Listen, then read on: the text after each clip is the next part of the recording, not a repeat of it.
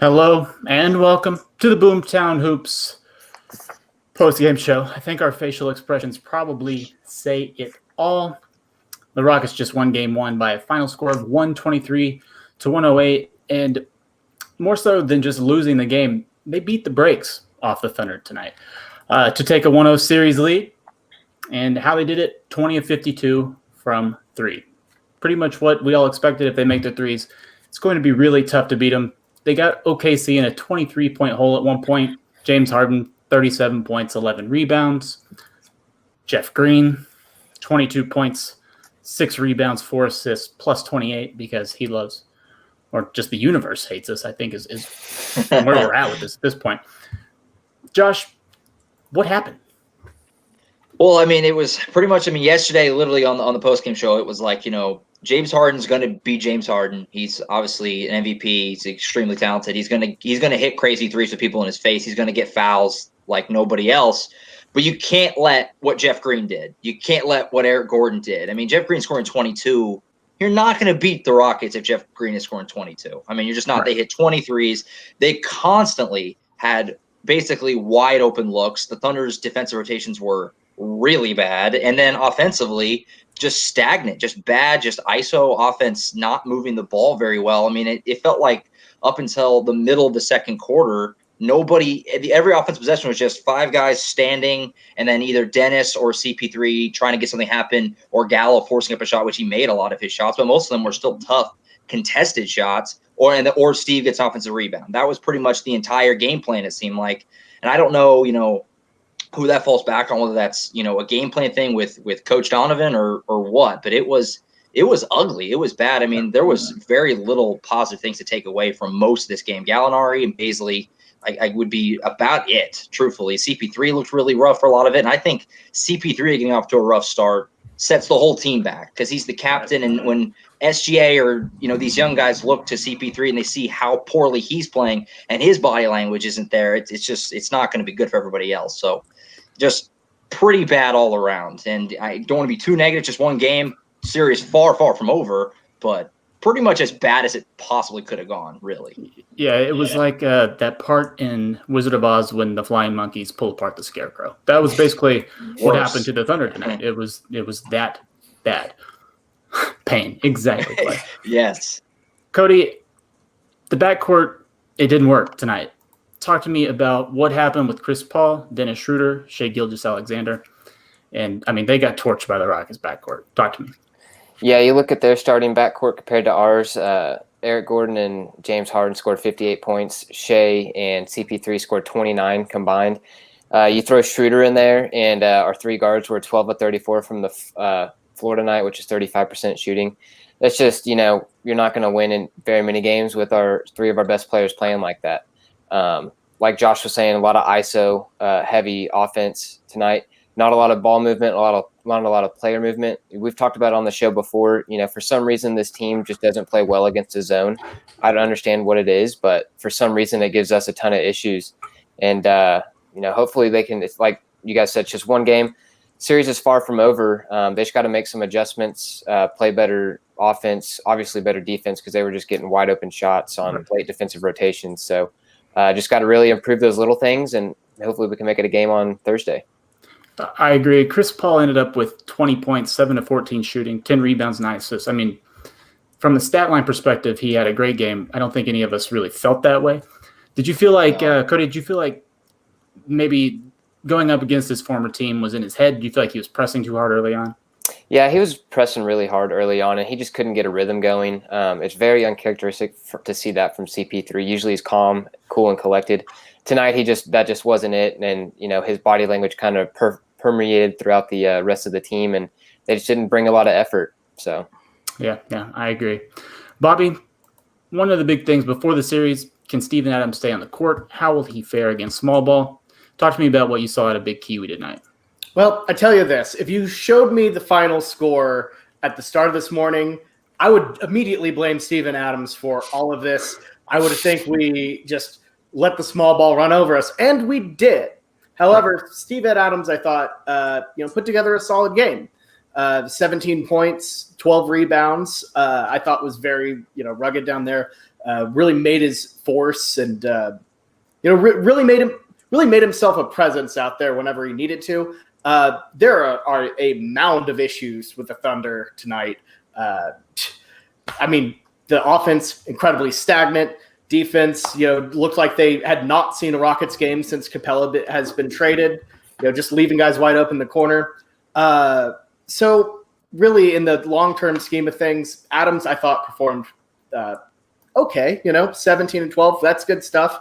I honestly would like to see, if you're going to have him out there, feed the guy. I'd like to see a little bit more out of him, a little bit more effort into getting him involved in the offense.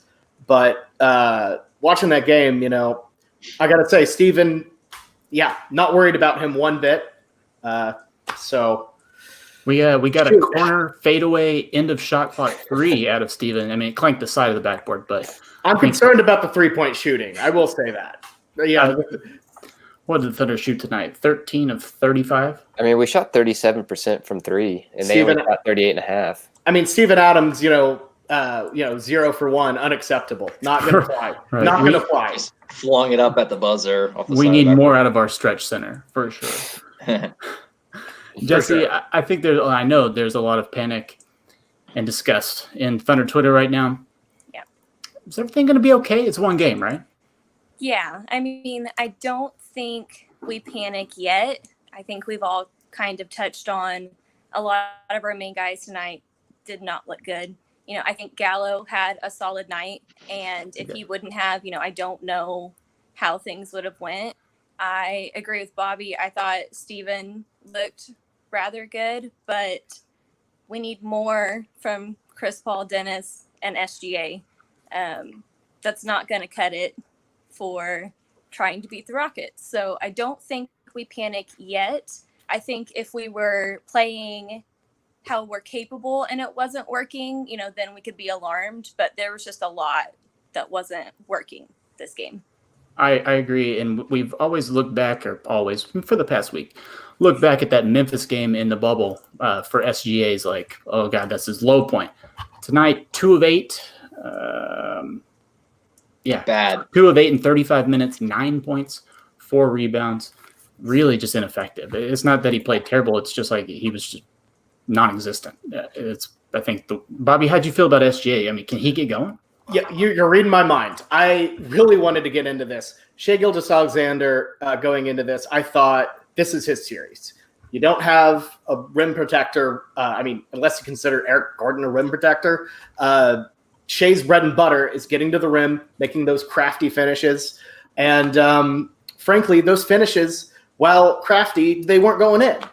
And I want to see more out of him. Looked a little shook up. This was a disappointing game for me for Shai, as well as Schroeder. I believe they combined shot 5 for 20. That just isn't going to cut it. All 3 of those point guards need to be clicking on all cylinders in order for this to happen. And honestly, Chris Paul didn't even have that good of a game. He had a couple threes late to really make the stat line look a little bit better. But you want to see a lot more out of that offense. There's so much offensive firepower in terms of moving the basketball. We've seen what this team can do in a half-court set. We've seen what they can do when they really, get a good offense together. And it was just lazy. It looked like the Billy Donovan of old, and it's really frustrating to see that because we know what this team is capable of. We've seen it. Yeah, I mean, it's game 1. It is. We're going to make adjustments. It's game 1, and we should point out Russell Westbrook did not play. I think everyone was aware of that. Josh, how'd you feel every time they cut to Russ cheering as we were just getting torn apart?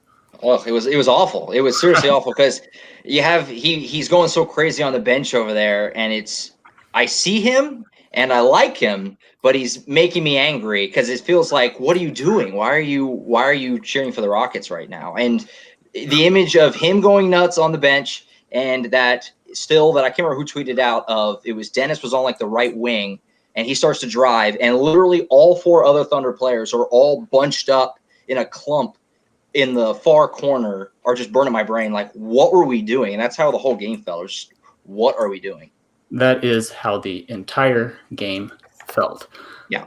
But we don't go to bed angry. We're going to get out on a high note. I just want to know your player of the game. I think I know who it is all around. Cody, tell me your player of the game. Got to be Gallinari, shooting 9 of 17 from the field. He looked really comfortable tonight, shooting some tough contested shots. They were falling for him. 29, 3 and 3 was the end of his stat line. Obviously, all the starters were minus and the plus minus, but I mean, if you had any type of bright spot, it was either him or БайзлиI. So that's really all we can go with. I'm assuming that's just the unanimous decision here, right? Gallinari. Yeah. Oh, yeah. Really? Should we listen to the music just to get us feeling better? Please. I don't know that it helped. Okay. I think it did a little. Actually. You feel better?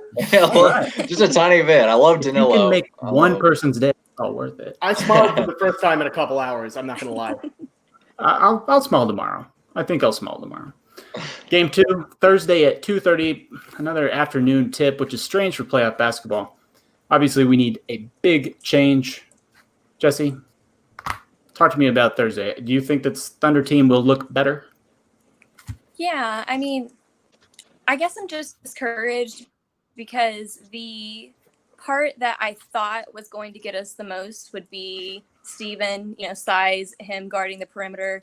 But it was like if he wasn't out there setting screens, nobody was moving on offense. So I am pretty discouraged that, kind of the area I thought we would struggle in was what we were kind of relying on this game. So, I mean, we already touched on it. We need more from the guards in game 2. Yeah. Look, I think we're all hoping Dort's back. I think it's a possibility, but it also seems like Russell Westbrook could be back. Because Mike D'Antoni said this afternoon he's healing abnormally quickly, which I think we all knew he was Wolverine. So it's really jumping not around on the surprising. bench over there. So. Yeah, he looked good. Josh, talk to me about that. And if Dort can get back on the floor, what do you think changes for the Thunder? Yeah, I pray to God that Lou Dort is back soon because, man, it's so evident. How do we play so long without Lou Dort? That's my question I don't know right how now. I Because lived with that. it's how it feels because Terrence Ferguson, man, I mean, I pull for the guy, but he's committing fouls. He makes a couple threes, but that's not worth. He didn't have a good game defensively at all, and he's not good enough offensively to make up for it by any means. And then Diallo had a terrible game. They didn't even play Nader. It just seems like you always are going to have this big hole in your rotation that Harden's going to brutally exploit as long as Lou Dort's not playing. And it's no excuse. They didn't have Russell Westbrook, obviously, but man, they need Lou Dort. I don't know how you win games without Lou Dort, based off this one, at least. Yeah, I agree. Cody, what is your key to the game on Thursday? What needs to change the most? I think we just have to have better effort all around, honestly. Whenever you're playing, a meaningful playoff game and there's just no one running around, we're just ISO heavy into the end of a shot clock, you're just not going to do very well, especially against someone like Houston who can just light you up. So I think obviously better ball movement, better player movement. And then we just got to clean up on the defensive end. There was lots of times where there were just many backdoor cuts that were wide open corner threes. Defensive rotations were very late most of the game. So if we can get Dort back, it would be great for our defense because he is really good at covering the space and not allowing those open shooters. Other than that, really just effort all around. I hear you. Bobby, Thunder win on Thursday? I'm hoping. I'm definitely hoping. If we know one thing about Billy Donovan, it's that the game 2s are always better than the game 1s, at least whenever it comes to adjustments. And boy, are there adjustments. I think the Thunder, if they do what they need to do, if they stop swarming to anyone with the basketball, have that discipline to stick on your man and wait for the ball to come. And more importantly, run an offense. I'm sorry to be so pessimistic, by the way. What do you do? I'm just mad. I'm mad. I'm upset. Yeah. If they do all those things and make adjustments, hey, this series isn't over. We saw this in we saw this in 2016. San Antonio rolled over us in game 1. We all thought it was going to be a sweep. Thunder came back, won. We've also seen this against Utah, where we rolled over the Jazz, then they rolled over us. So game 1 isn't the end all be all, folks. I know I'm mad, you're mad, we're all mad. Let's just sweep it off. Have a good day tomorrow, and 2:30 on Thursday. Let's thunder up and hope that Billy and the boys got it all figured out. I have faith. I don't know about I have faith. I mean, last season, just real quick, literally last season, Toronto Raptors lose game 1 at home to the Orlando Magic. That's a worse loss just from the fact that it was the Magic at home than this. And obviously, they went on to win the title. It's a small piece of optimism, but something. So they're going to win the title. Hey, they certainly still can. This is not even the worst loss. This is not the worst loss of the day. Imagine how the Bucks got to feel right now. That was egg on the face right there, folks. Bad. And you have to live in Milwaukee, which I guess I shouldn't speak. Living in Oklahoma. Wow. Sometimes I think I'm from just Milwaukee. I'm sorry, Milwaukee, and to the state of Wisconsin. However, we're not going to talk about this game much longer because, like Bobby said, we're just going to get on with it, move on, come back Thursday. On Twitter, we said we are giving away 3 T-shirts. We're going to do that. I'm going to scroll those at the bottom of the screen as our outro song plays. That's it for us tonight. I'm 𝗏𝗏𝗃. I was joined by Bobby and Josh and Jesse and Cody. And we appreciate you guys joining us tonight. Thank you.